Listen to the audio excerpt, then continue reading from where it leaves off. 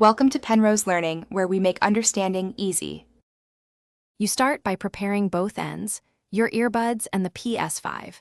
Put your earbuds into pairing mode now, since many models need a long hold or a button combo. This is why you should check the manual quickly. On the Ps5, make sure your system software is up to date and your DualSense is on. Sometimes the console needs a controller connection to enable Bluetooth settings. Once done, navigate to Settings Sound, so you're ready to add or work around the missing native Bluetooth option. You have 3 practical routes.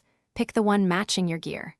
If your earbuds include a Ps5-compatible USB dongle, plug it into the console and wait for the device to pair automatically, then select Output Device in Sound Settings. If you use a third-party Bluetooth dongle, insert it into a front USB port and follow the dongle's pairing steps. Make sure latency is acceptable. Alternatively, connect earbuds to your TV or receiver using the TV's Bluetooth.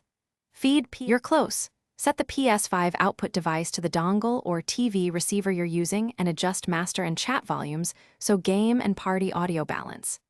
If you need a microphone and your earbuds don't expose an input to the Ps5, use a wired headset or USB mic instead.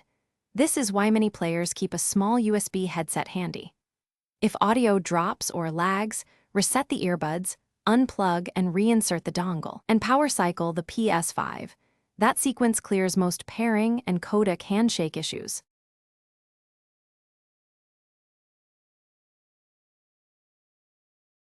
Thanks for watching. If this was helpful, leave a like and consider subscribing. See you next time.